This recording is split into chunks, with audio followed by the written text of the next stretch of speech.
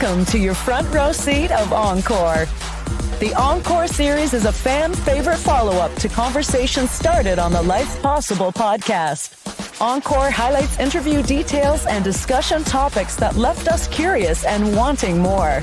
Without further ado, please welcome back to the stage your Encore hosts, Wendy White-Stevens of the Real Women of Ideal Protein, Dr. John Barnes, and their featured guest. Hey everybody, it's Wendy White-Stevens. It's been a little while, but I'm really excited to be back with you today and with my co-host, John Barnes. I want to congratulate him on 5 years of the Life Possible podcast. When the podcast started, I would be doing stuff with my earbuds in around the house, and I quickly realized I have to be somewhere I can make notes because I always have follow-up questions because the conversations were so good and so compelling and information-packed. I'm like, but wait, there's more. In the last 5 years, the podcast has really grown and evolved in ways that I don't think he could have predicted or that I could have predicted. And I'd like to bring him in now so that he can kind of share with us where everything's at with his brainchild, the Life Possible podcast. Hey, John. Hey, Wendy. How are you? I'm good. How are you doing today? I'm doing really great, man. I'm telling you, it's raining like cats and dogs out there here in Virginia today. But psyched to be in here, back with you, doing one of these episodes. I'm so excited too. I was just sharing kind of the 5-year anniversary of the podcast. Yeah, and I'm thank just so you. excited, yes, with where we've been and where you're going and the conversations we have together. Why don't you share with us what is new with the Life Possible podcast? So yeah, as you can see, I kind of got some upgrades to my digs here. I was kind of going for that Nashville speakeasy vibe, kind of. I love cool. it. I love it. It's vibing. Yeah, so it's really neat. And what you have to also understand is that this also doubles as my office. So I see clients in here and all the things. So it's really kind of a neat space to come to every morning. But I'm super excited because Ideal Protein has kind of thrown their support behind me. I've got a team of people now helping me with graphic design and with helping out with show concepts and all kinds of stuff. And so it's really kind of allowed me to take the show to another level that I've always wanted to go. And, that's interviewing experts in the field, experts in the space of low carb, keto, nutrition, and fitness. Mm-hmm. To me, I want to bring the people that I read, watch, and listen to all the time to Ideal Protein Nation. I feel like I need them to hear the information that we talk about, whether it's phase 1, 2, or 3, but I'd like for them to hear it from other experts in the field saying the same thing so that they understand that this is prevailing thought now. This is the research is again, almost every day backing what Ideal Protein's been saying now for over 20 years. Right. We really are at an advantage with what we do for exposure to all of those really great emerging science, thought leadership in the space of metabolic wellness and what's new versus what's old, kind of what can we learn to adopt and what can we leave behind, right?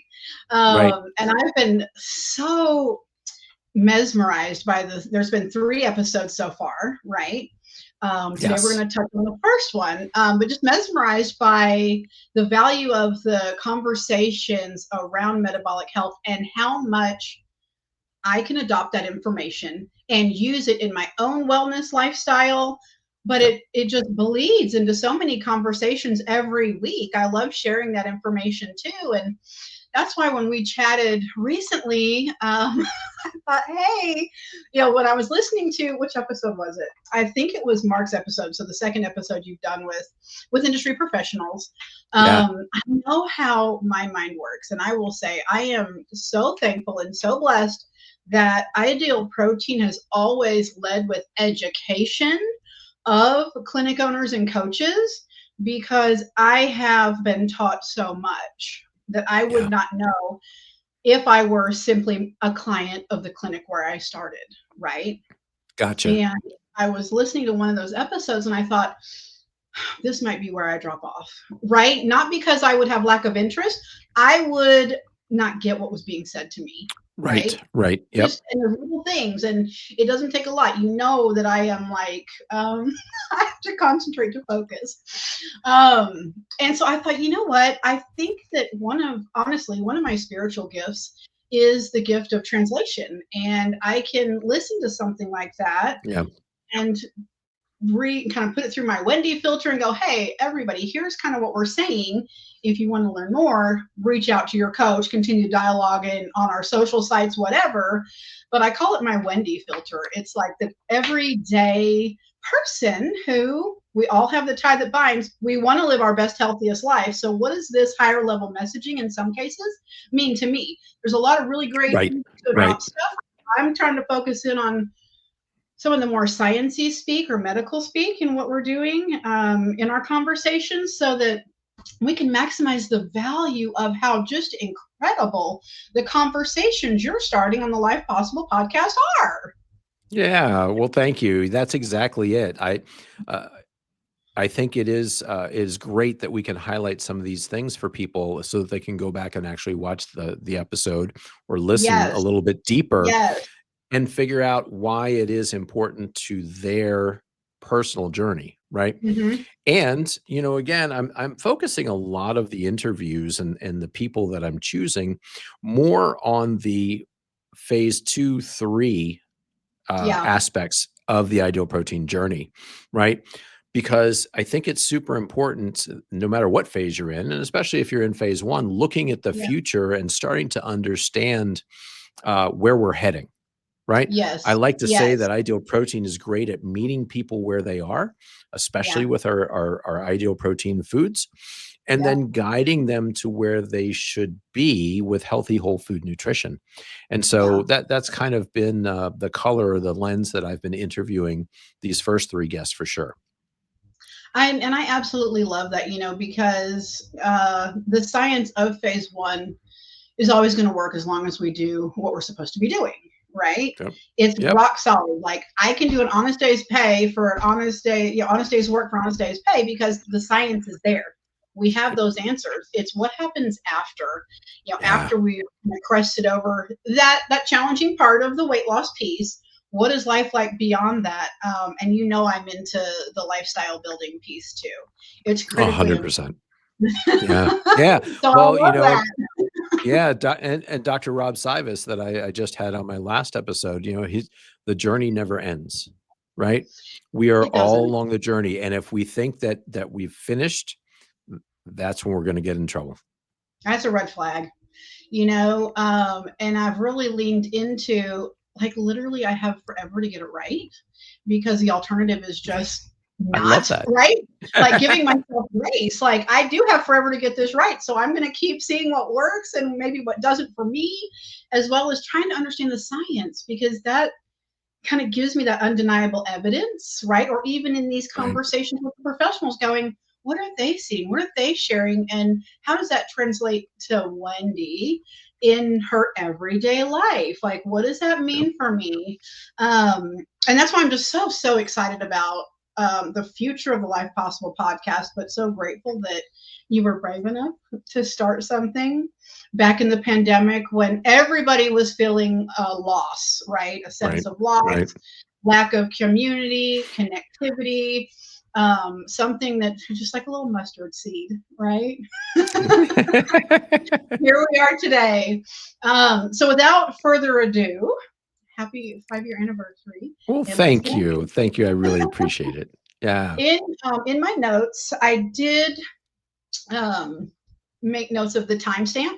So if something resonates with somebody watching or listening, they can jot down the timestamp and know kind of where we are in that episode. But we will be linking the episode we're talking about, which is episode 81 with Shannon Davis, a registered dietitian, in the post or the comments. I'm not sure how it's going to play out. But we will have that episode readily accessible. Also available on Life Possible podcast pages, platforms where it streams and all of that. It's highly accessible.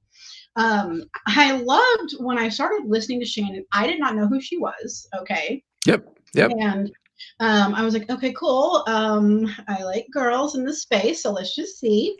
Shannon shares her experience. I know, I'm like, yay. She shares her experience as a nutritionist for over 16 years, supporting patients that all had one thing in common. The treatment pathway was allowing her patients to exist and not thrive, right? They were simply good enough to get along. There were, to her, and in her words, like no signs of reinstilled quality of life. They were simply getting by. And she covers her background professionally, and then she makes the statement that she pivoted 2 years ago, and she thought, okay, what she says here was, in essence, when she started to introduce a plan, her 3-step plan, that she started seeing more curative results, right? She was doing. Yeah. I think the important thing for people to understand is Shannon's original background was in fitness, number one. Yes. Oh, yes. And then professionally in pharmaceutical sales. And so yeah, she was doing pharmaceutical sales, and as she kind of said, she was selling medications that were right. life-saving in nature, right? Yes. However, she got to the point where, like you said, people were not reversing their diseases. They were not, right? They were simply surviving as opposed to thriving. And that's what turned her into nutrition. And that's what got her in going down that whole nutrition rabbit hole. And now she's transforming lives like we do. Right? I know. Yes, absolutely. Thank you for articulating that so much better than I just did. Oh, no. Teamwork makes the dream work. She's like, nobody's getting better. And in fact, they're on more medications. She cites one chronic condition that she had watched expand into a cluster of chronic diseases. And we're well aware that this happens. It's almost like the domino effect. One thing leads to another. While she was seeing progressive diseases set in, she questioned root cause. Is it their diet? And absolutely, the rogue dietitian. And I love this, Yeah, right. I think that anytime somebody says they're being called cuckoo or they're a disruptor, that's what it takes for change, because so easily we can take a message that in some cases maybe 20 years old, 25 years old, especially in the wellness space, and go, I should be doing this because that's what I was taught back when, and I'm going to hold on to that. And so when she started having these conversations around a dietary approach, she was being called cuckoo, literally, because it was 100% of the opposite of what she was teaching previously, and her colleagues in the RD space were still teaching, right? Right. Yeah, just like medical practice, or just like a lot of things, when you're inside the box and you're just doing things the way they've always been done, right? Yeah. But right. Insanity is doing the same thing over and over again and expecting a different result. So I always ask people, well, how's that working for you? Right? Exactly. And so if it's not working for you, we got to rethink something here. We've got to do something different. Yeah. So she started embracing her cuckoo, is what she says. And I love that, because I'm like, okay, we got to be onto something good here, and it quickly drew me to conversations I have all the time with clients, whether it's a new conversation in phase 1 for them, if I've inherited them as a former client of elsewhere, if we are moving into stabilization or working through, that lifestyle building part of maintenance in that 12-month engagement. It's like, if you weren't having a new experience or new conversations, how could you expect a different result, right? Right. So I'm glad that this is new, and we'll take our time, right? Right. We'll take our time. So I was really glad that she channeled her bravery too, and decided to start down a path that she felt was the right way to go with her passion for metabolic wellness. Right. Well, and again, she has that passion because she had to Yes. apply that to herself, right? Yeah. And Yeah. that's generally how you get someone in this space who is so passionate about it and Yeah. wants to help so many people as well, because it's part of their personal story. And Yeah. she certainly is passionate about what she says and what she teaches, and she certainly lives it and has used it in Yeah. her own life to change her own metabolic health. Being a fitness athlete doesn't necessarily mean that you're healthy. Right. And Right. all too often, we're finding that professional athletes in whatever given sport, but I have been around professional bodybuilders and fitness athletes to know enough that they do Hmm. things that are very, very unhealthy for their body in the Yeah. effort to be competitive. Yeah. And, and she's kind of like, okay, I can't do this anymore. I got to go down a different path. Yeah. And that's where she is today. And so, yeah, she's following the crumbs. When we get to about 13 minutes into her episode, the Yep. question that you're asking fundamentally in the series is, what is healthy human nutrition, right? Right. I think it's a great question. We moved into looking at the standard food pyramid. Now, with the Life Possible podcast, you can listen to it, okay? But I'm a very visual person. You can also watch it. I will watch on YouTube, okay? Because Yeah. I know you Yep. have great visual assets and graphics, and this is one of them, okay? So we share the food pyramid. And in short, Shannon says that the healthy human nutrition is real food, right? That's her short answer. Right. Yep. And I love that short answer, but then you guys go in and talk about the fact that this concept of the food pyramid was first presented in 1980. Right. And that's where I drew that The 25-year, 45-year benchmark from. I mean, I hate to throw back that far, but people, 1980 was 45 years ago, right? Right. And that's when Yes. this was introduced. So yeah, they started talking about it. It was the first governmental guidelines for nutrition. Yeah, They didn't actually generate the pyramid though until about 1990, and it yeah, was kind of a situation of, well, people must not be listening because things are getting worse, not better. So let's give them a graphic. yeah, And so here, look at this. Be healthy, yeah. and things I mean, it got is even easy to worse. read, right? The pyramid is a great shape to work with. However, we know there's a fly in the ointment here, right? Right. Yeah. And it is, if not the onset of the initial chronic disease, it's that creation of cluster diseases, right? Yeah. And so, the message to follow was quickly, hey, follow the money. Who actually produced this? Who is sponsoring the messaging? And it's a great segment in the history of how we got here and who built the belief system that we all bought into, right? Right. Because it was a belief system. It was not a science. Right. It was sold to us, and we bought it for Yes. 45 years. We've been buying it. Research in food science, their trajectory isn't how do we provide curative, potentially dietary guidelines. It's how do we sell more cereal. Yeah. Right? Yep. Or Absolutely. chips, And I know you spent some time in that world, didn't you? I did. Prior to being a clinic owner and wellness coach, when I had started my ideal protein journey in 2016, I was working in a research facility for a global food and beverage company. And I can tell you there were There. millions of dollars spent trying to figure out the bliss point, right? When it touches our tongue, how do we get this insatiable trigger to keep going? Yep. And how can we sell less for more money? Like, they had two focuses, but it all related to creating highly palatable foods that would generate profit and revenue for that global organization. Right. Right. Yeah, So absolutely. So, I hope that there's nobody out there that looks at this and still thinks, and I think when I say this in my workshops, because I use it in my workshops, but yeah, I don't know how many people actually even know that the foundation of this pyramid says that we should be eating 6 to 11 servings of bread, rice, cereal, and pasta every day. Every day. I actually didn't know that. When I knew I could picture the food pyramid and I knew Mhm. kind of where things were placed, I didn't realize it was 6 to 11 servings. And I was Right? just like, holy smokes.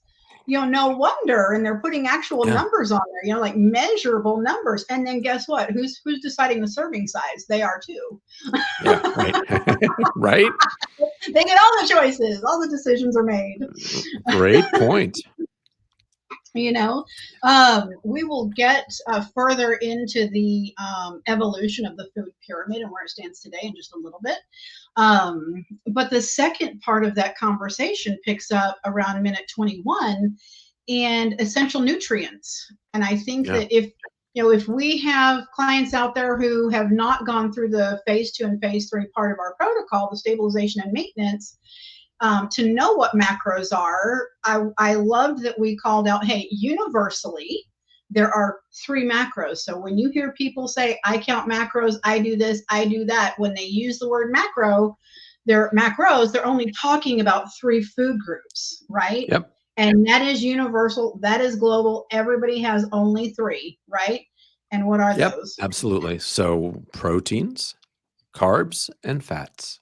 Yeah. Right. Yeah. And, Shannon says, and I love what she used because it's so true and simple, proteins and fats are essential. And that's what the essential macronutrients are, meaning they're needed to sustain life. The body needs those, correct? Yeah. And so And here's the thing, right? So we've all heard of essential amino acids, right? Mm-hmm. Captain Crunch is fortified with 8 essential amino acids, right? Yay. And so I remember for the first time that ever registered in my brain was as a kid, right? Yeah. And so what essential means is that our body cannot make it on its own. It cannot recombine things to create these amino acids, these building blocks of protein. And so we must get that from our diet. We must get that from our nutrition, or we'll develop a deficiency and ultimately we'll die. Yeah. Right? Yep. There are essential fatty acids. And people don't understand that. Yeah, there's actually essential fats too. And if we don't get those from our nutrition, we'll get a deficiency and we'll die. Yeah. Wendy, what is the only macro that there's no deficiency syndrome for? Are you asking me what's the non-essential? Yeah, that's one way of putting it. The non-essential macronutrient is carbohydrates. Right. There is no carbohydrate deficiency syndrome. Yeah. Right. So it is a non-essential nutrient because all carbohydrates that we eat, all usable, right? We talk about net carbs, right? Net carbs are carbs that your body can either burn for energy or store for later, right? Right. So all net carbohydrates that we eat get processed and turned into glucose or sugar and dumped in your bloodstream. So it doesn't matter how it started, if it's the bread, the rice, the cereal, the pasta, the Snickers bar, the apple, the orange, right? Ultimately, it all just becomes sugar and gets dumped in your bloodstream. But our body makes glucose on its own. Yeah. It's capable. Fascinating. I know. Divine design. And, it's interesting as clients learn to read food labels. I'm sure you've had this conversation a number of times. They'll say, but it was 0 sugar. Does 0 sugar mean 0 carbohydrates? It does not. It doesn't. Right? So you can get the 1-2 punch, delivered that way too. But yes. And Shannon talks about that, right? Right. What people, Shannon just calls a spade a spade. You know what? Bread, rice, cereal, or pasta, it's all sugar. Yeah. You have to think of it that way. It's converted. You have to think of it that way when you see it, right? Yeah. Yeah, absolutely. You see a plate of pasta, look at it as a plate of sugar. A pile of sugar. Exactly. Right? Exactly. So I love that. So as a recap, just quickly, the 3 macronutrients are proteins, fats, and carbohydrates. The essential macronutrients are going to be the protein and the fats. The non-essential, we could call them elective, if you will, carbohydrates, right? Correct. And you pointed out, and I asked this question of I've been asking it of all my guests. And so it's interesting to hear them all pretty much say the same thing, right? And that's, yes, absolutely. From just a little different nuance. yeah, a little bit of a different spin, some more maybe context depending on where their focus is potentially, right? Yep. But I love that if with the conversation, we can really pare it down to the nuts and bolts, right? You actually don't have to know a whole lot. You just Right. have some really core fundamentals that if we can help deliver that information and education, you are better set up for success in your long-term healthy lifestyle than you would be without these little bits of truth, right? Right. Yes, 100%. Right. And again, this Yeah. also illustrates why we say an ideal protein. And I love, Dr. Tran said it years ago that, it's not our fault. It's not your fault, No, right? Weight gain, obesity, and the metabolic problems that come along with that, in many cases, it's just not our fault because we've been taught all wrong. We've been taught yeah, poor human nutrition, right? And so exactly. the challenge of it is it is our responsibility, though. Only It is a you responsibility. can make the changes necessary to restore your health, but you Yeah. can. Yes, you can. And we actually have a very detailed roadmap. Okay, so I love this. I'm going to quickly review. So, this kind of content, honestly, when you hear it, you only need to hear it once. And it's those kind of tools that you add to your kit that create the understanding of how does my body work? And then we can drill down on the behaviors, right? You should be able to answer these questions at the end of watching this segment around minute 21. What are the two sources of energy that the brain uses? What would that be, Dr. Barnes? Well, the two sources Listen. of energy that your brain Uh-huh. uses is glucose and Yes. ketones, Glucose and right? ketones. Yep. Right. The body's And the way capable of producing both.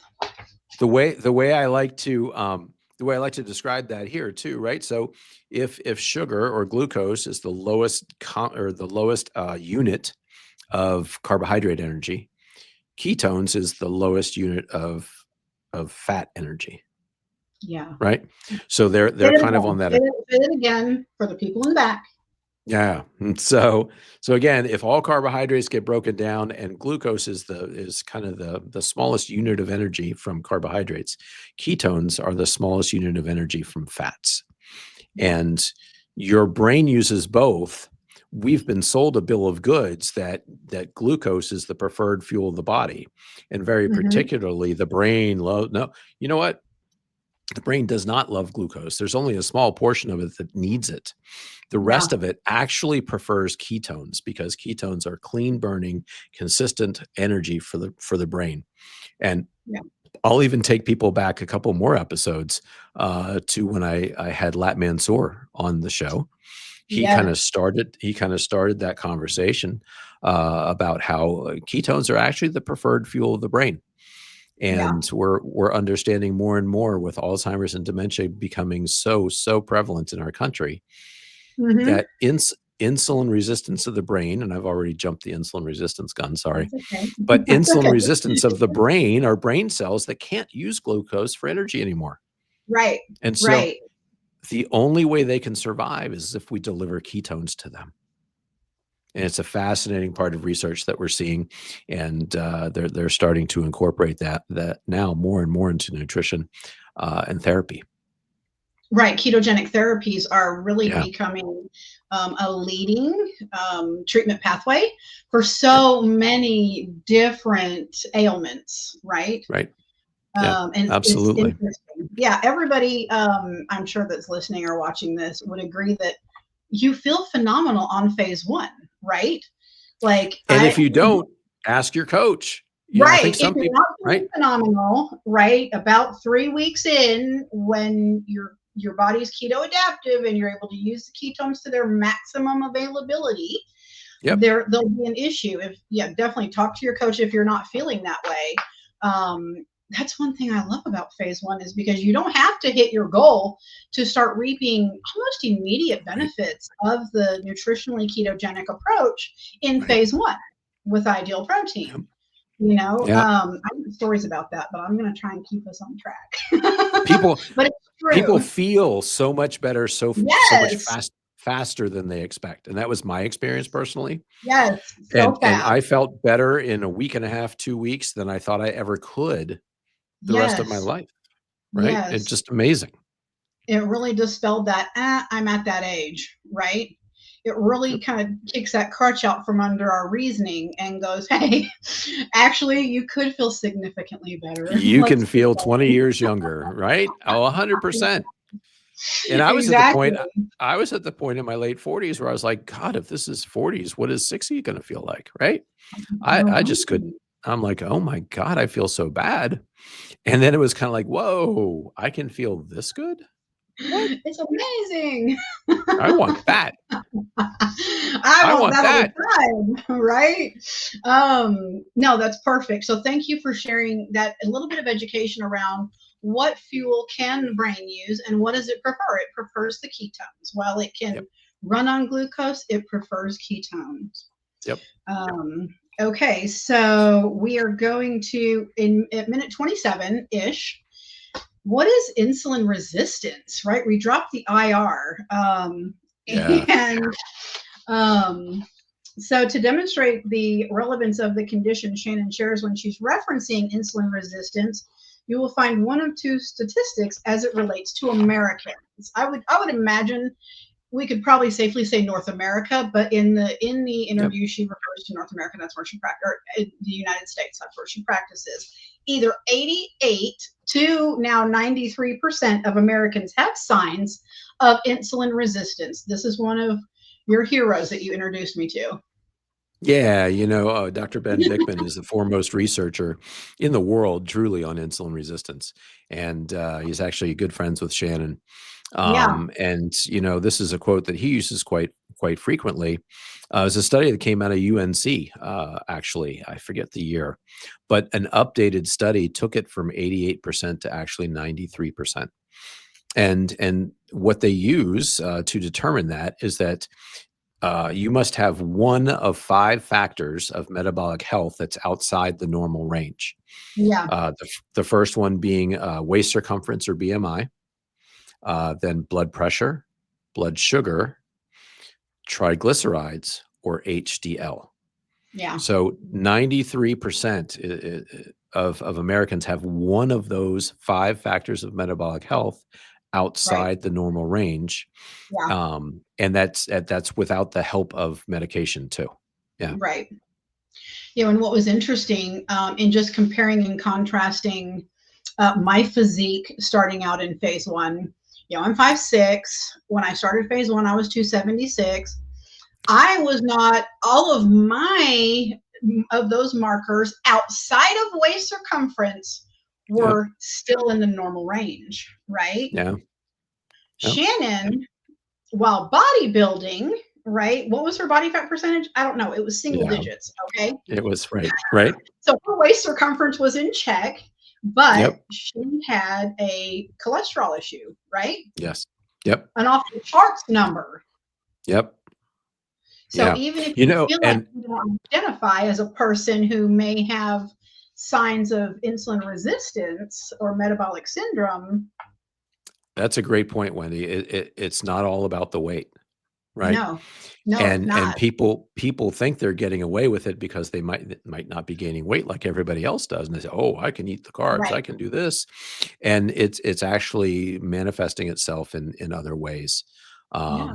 And all 3 experts that I've spoken to in the past 3 episodes address this Yeah. in one way or the other, and it's quite startling at times how almost people who are of normal weight Mhm. but have insulin resistance, it's worse for them.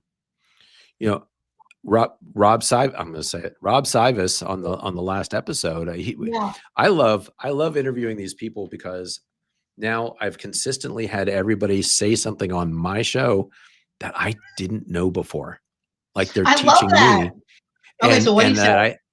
that I haven't heard them say before as well. But Rob Yeah. talks about how fat storage is protective in nature for certain people. He says, and they all say genetics loads the gun, but lifestyle fires the gun.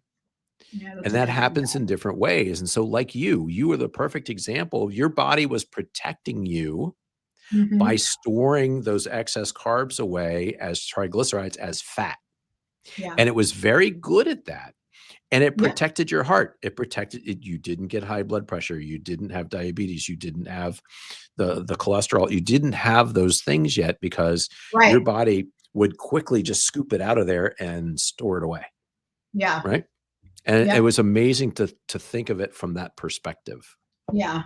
Yeah. Never heard that No, before. and I love that. And it's where, even if you don't think you have a problem, get those core facts, right? Yep. Get to know the Yep. truth of your wellness, regardless of your lack of pharmaceuticals on a monthly basis, your waist circumference, whatever standard you're holding yourself to, make sure it's the right one, right subset of Boom. standards, right? Boom. Just make sure. Yeah. Again, it's a short list. It's not a whole lot of stuff you have to know. This is one of those Right. short list things. Right. Okay. And I love that. So we have 88 to 93% of Americans have some form or signs of insulin resistance, right? Yeah. Shannon shares something so funny, and then I have something anecdotal that I'll keep short, but she gives, I love when we get like measurable information, right? And so Okay. Shannon shares that painting a very clear picture of eating carbohydrates, we only need 4 grams of carbs or 1 teaspoon of sugar in our bloodstream at any given time. Yes. Right? And that's, 4 you know what? grams.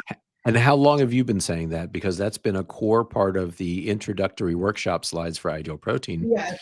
for years and years and All years, right? along. All Yep. along. Exactly. And somewhere in my notes, there is a shout out to Dr. Tran at minute 33:33. Yeah. I'll get there. But this is day 1 messaging from the Ideal Protein Protocol. And day 1 was halfway through the life cycle of the incorrect pyramid, but we're still using the pyramid, right? Right. So when you think about 1 teaspoon, those are so tiny, right? We've been measuring maybe 2 teaspoons of oil, and it's not a whole Right. lot, No. And so And that's literally, so if you have 1 teaspoon of sugar in your entire right. bloodstream, So 4 then grams if of you carbs. 4 grams of carbs, if you prick your finger and check it with a blood meter, or if your doctor checks it, when you go to the laboratory, it will read 100. That is the top end of normal. The top end of normal is 100 for your blood sugar. So I was watching, because I told you I watch on YouTube. I was on the treadmill at the gym watching this. I got that measurable number, and so it was like on my mind. And then before I came home from that stop at the gym, I stopped at my friend's house, and I was like, okay, she's home. I'll just go sit on her porch and we'll talk, whatever. She offered me. It's Texas. Is that what you do in Texas? Just stop by, sit on your porch. I love it. I love it. Yeah, so we were having some porch talk, and she offered me a drink or a snack, whatever. I said, I'll just take some water, She came out with my water. It was great. And she came out with this box. This is the actual box, okay?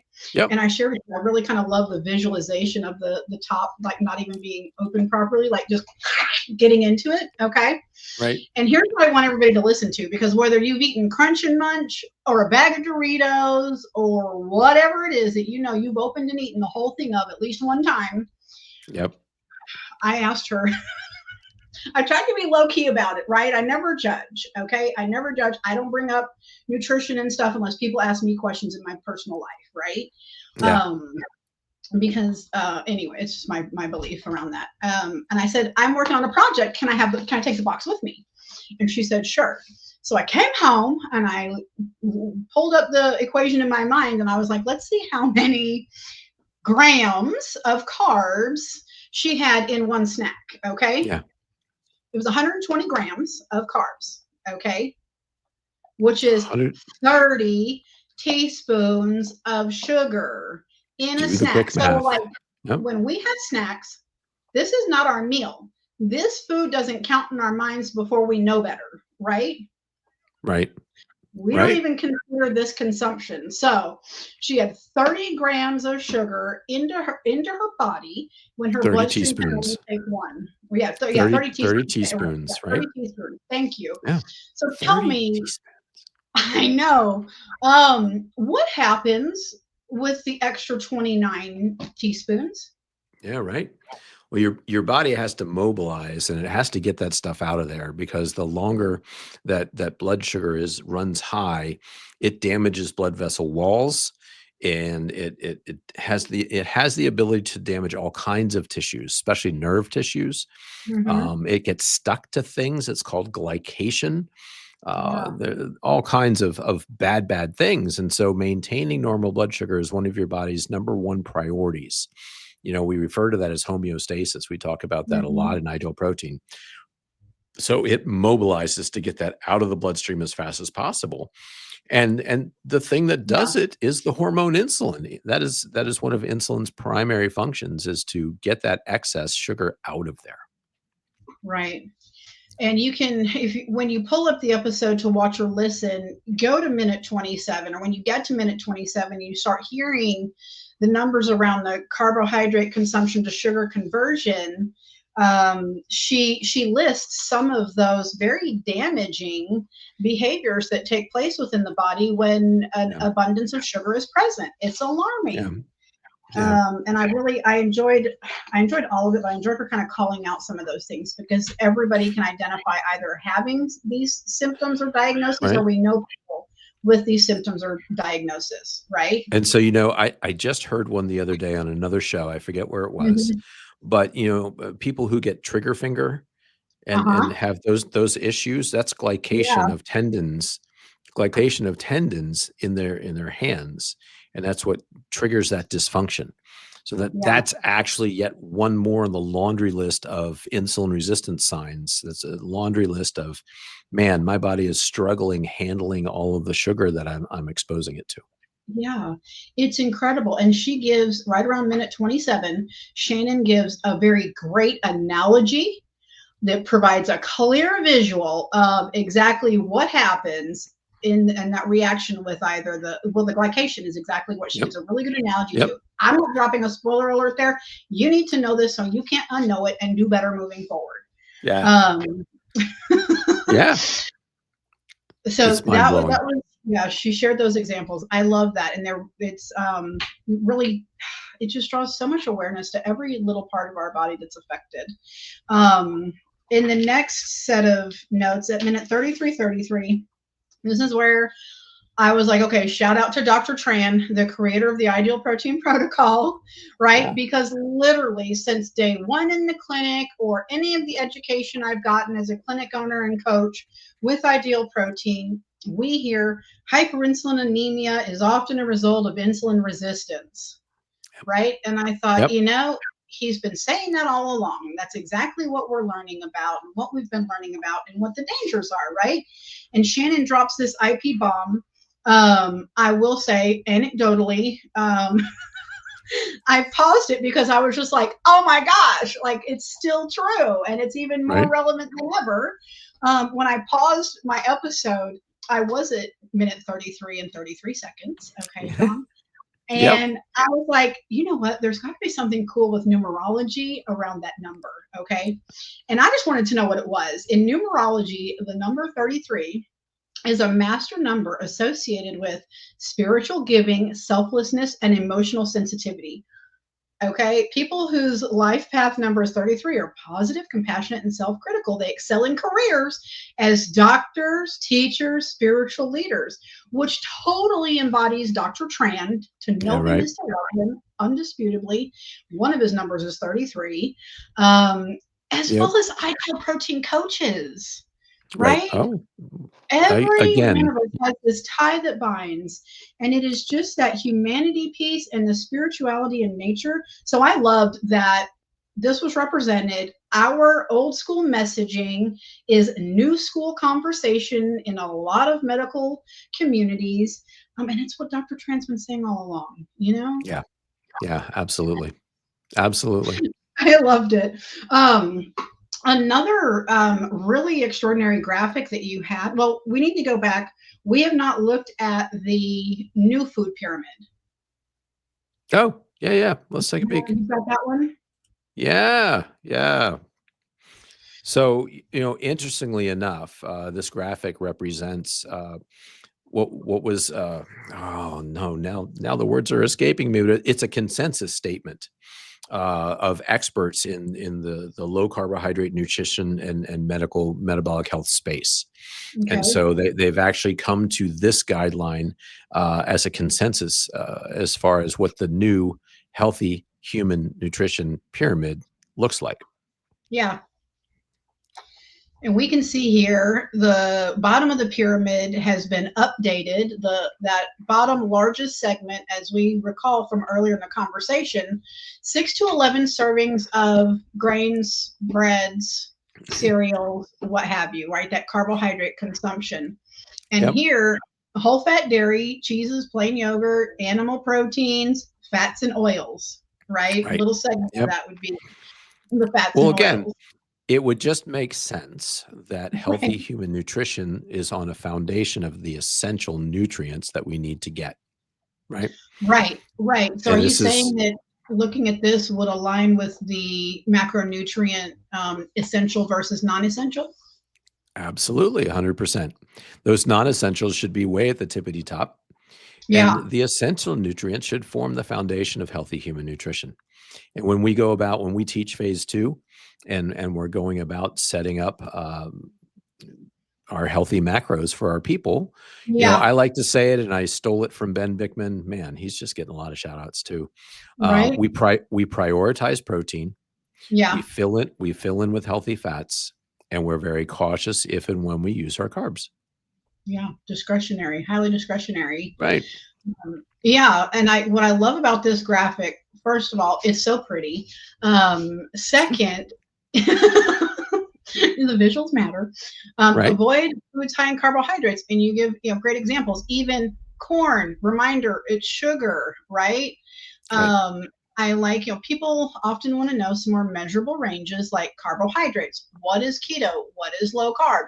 We give some numbers here with that as well. If you're interested, watch the episode.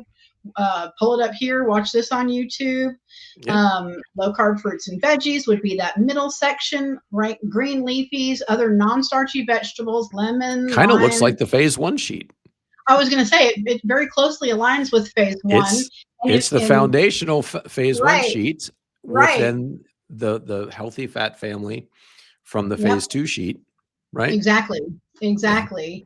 So I do love this new food pyramid. Now, Yeah. has this been officially adopted? What is the current status of this? I know you discussed it in the episode. Well, I so, can't again, there was a paper that was published by some giants in the space. Right. But it, certainly it's going to go a long way before our government adopts this as what Right. their guidelines are going to be. Unfortunately, I don't want to get too deep in the weeds and political and those kinds of things, but No. it's going to take some big changes. Yeah. There's going to have to be some big changes, and actually, I want to talk about that to close the show. So. Okay, cool. So we'll come back to that. We'll circle back. Yeah. But I do like the fact that the concept is out there. You have a visual, and even if it's not widely received, if you really want to do better because you know better, use this as a reference tool, right? Yeah, It's absolutely. as simple as that. Okay, so there was also another extraordinary graphic which I loved about minute 34. Yes. The tentacles of insulin resistance. Shannon explains in the episode how cells stop responding to the introduction of insulin and cause any of the resulting conditions dietary diseases, right? Or Right. the Right. plague of prosperity, right? Yes. Lifestyle Which again, we Yeah. will attribute to Ben Bickman. Ben, if you're hearing this I was gonna let you episode, say that. I want you next. Yeah, he's on the list. And again, it's one of those things that if you look at the insulin resistance only, you might say, okay, that doesn't relate to me. Well, let's drill down a little bit, right? Do you have high blood pressure? Are you at risk for a stroke? Do you have obesity? What about something as nonchalant yet life impacting as migraines, right? Sometimes people Right. go, I just have migraines. Well, Right. maybe the body's reacting to something. Childhood obesity, PCOS, like the PCOS and erectile dysfunction are affecting our sex hormones. We can't reproduce, right? Or have Right. our sexual wellness where it should be. fatty Right. liver, arthritis, Alzheimer's disease, all of these things. And this is, again, a very short list, right? Yes. And the sad part about this, Wendy, is that this isn't just adults, right? You No. know, Oh, you bring up fatty liver, right? And yeah. non-alcoholic fatty liver, it used to be that we only understood that fatty liver was related to alcohol, right? Right. And then all of a sudden it started appearing in people who didn't drink. And now we're And understanding there's then this whole new animal, and it's not just affecting adults, it's affecting kids.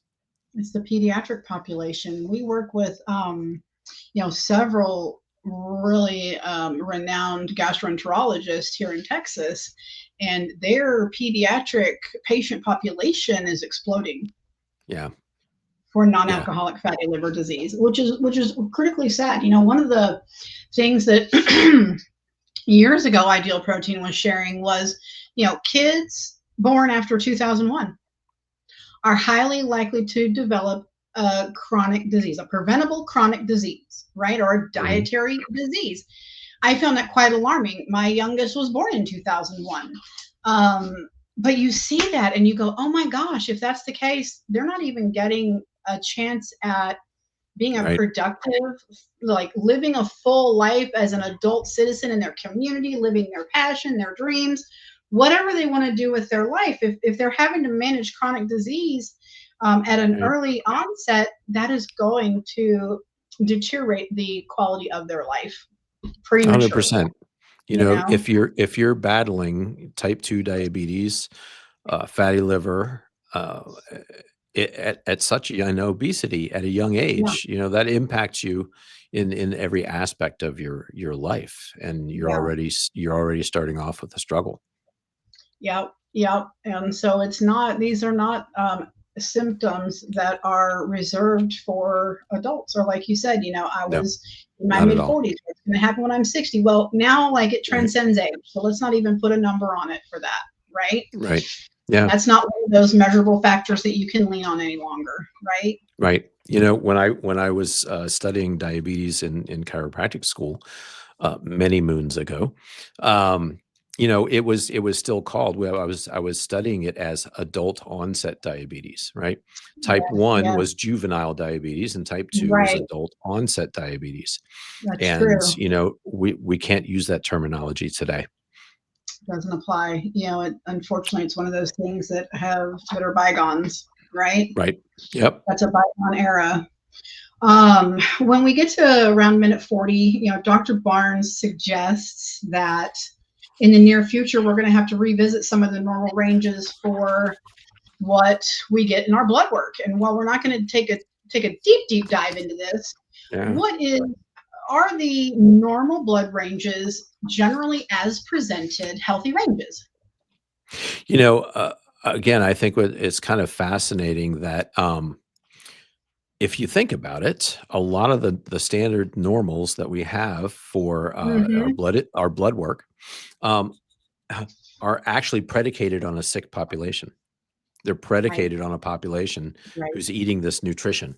And so now what we're finding is we're seeing more and more and more individuals living a low carb and or a ketogenic lifestyle long term. Right. We're seeing that their numbers can be very different in ways that we didn't think possible. We didn't think healthy until now as we're rethinking. So I think there's just a whole lot of rethinking that is going to hopefully go on in healthcare Yeah. in so many different ways. And I think at some point we're going to see new standards are going to be set for some of these factors of metabolic health. Yeah, I would really hope so. We've got a lot of really intelligent people around the world scratching their heads, and Yep. they're getting there, right? And I, Yeah. I love that. But in the episode, again, around minute 40, when Shannon touches on blood work and suggests some like a Paramount baseline lab, you can go and watch or listen to that. I was taken back to hear that the average is like a mean of the general population. It is not a standard of a subset of that maybe 7% that's running around Of healthy healthy. people. Right. Right. Right. Yeah. It's Yeah. actually It's the fascinating. collective total of where the averages are. So it's not necessarily, yes, Wendy, your numbers are good. You are in good health. Your wellness is in check. Your metabolic health is good compared to the living standard of healthy. It's good compared to that very sick population at large. Yeah. Right. That was Right. disappointing. That was very disappointing to say the least. Right? Yeah. Yeah. It's eye opening. It is. It is. And that's where the education is so critical. You know, and we've already touched on several small details that if that's all you get out of going back and watching episode 81 of the Life Possible podcast and potentially reference, I'll add my notes. I'll clean them up, but I'll add those points of interest. If you just get 3 or 4 things out of this one episode, you are going to be infinitely better off and have a wealth of knowledge that most people do not get the advantage of knowing. Yeah. Well, and again, Yeah. Shannon is delightful. I love her to death. Yes. Like I said, she's so passionate about of what she does and about transforming lives, and that's why she does Yeah. it. So you really do have to watch or listen to her episode. She's got that great Southern accent, so Yeah. it makes it even more fun.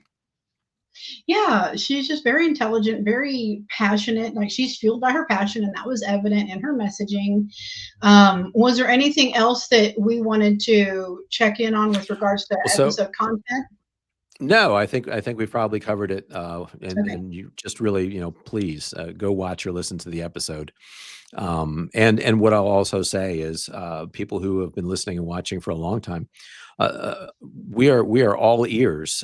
Who do you want to Yeah. see? What topics would you like to see covered or addressed?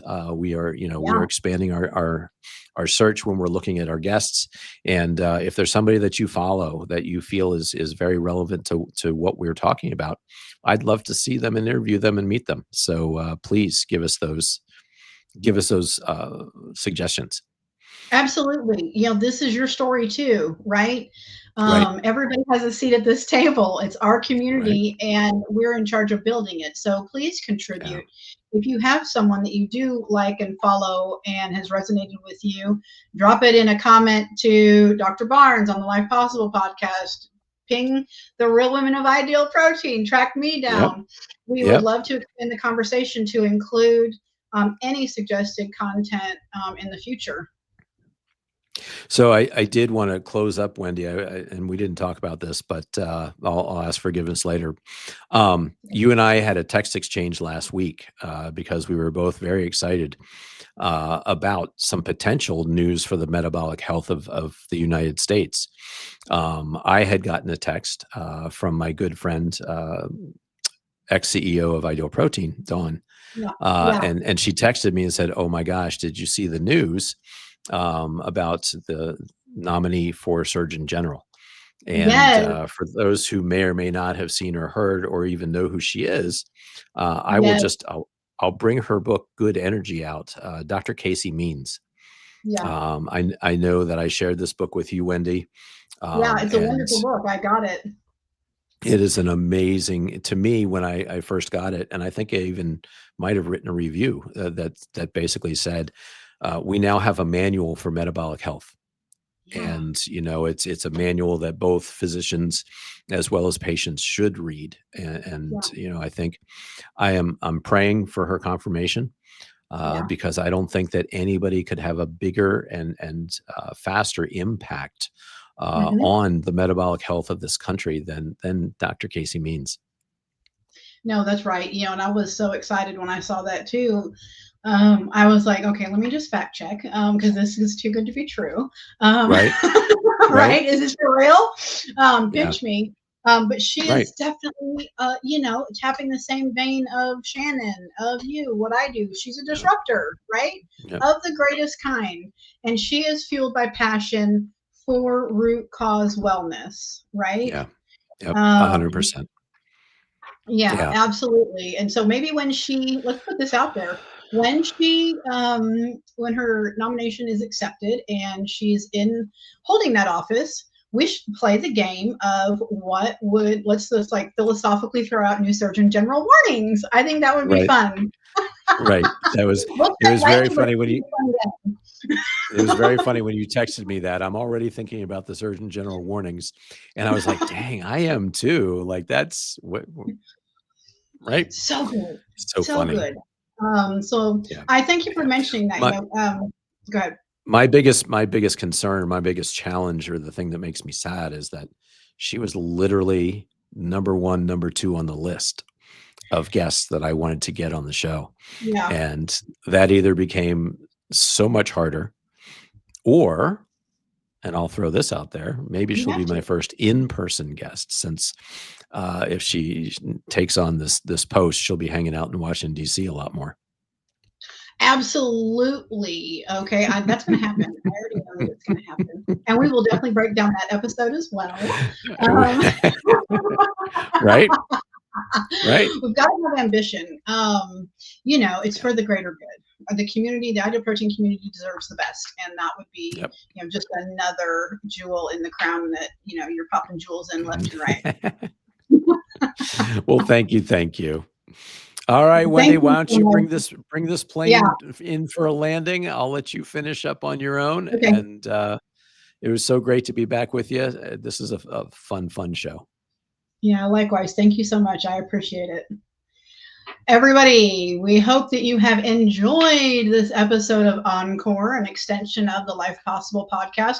We continued the conversation. We stayed true to our objective in this episode, which is to provide the adoptable snippets of education for you to put tools in your lifestyle wellness kit, your long-term healthy lifestyle wellness kit. I will prepare my notes with a little bit of timestamp calling out categories, and also a link to episode 81 of the Life Possible podcast with Dr. John Barnes and Shannon Davis. We will get going on the next episode, but until then, stay hydrated. Bye.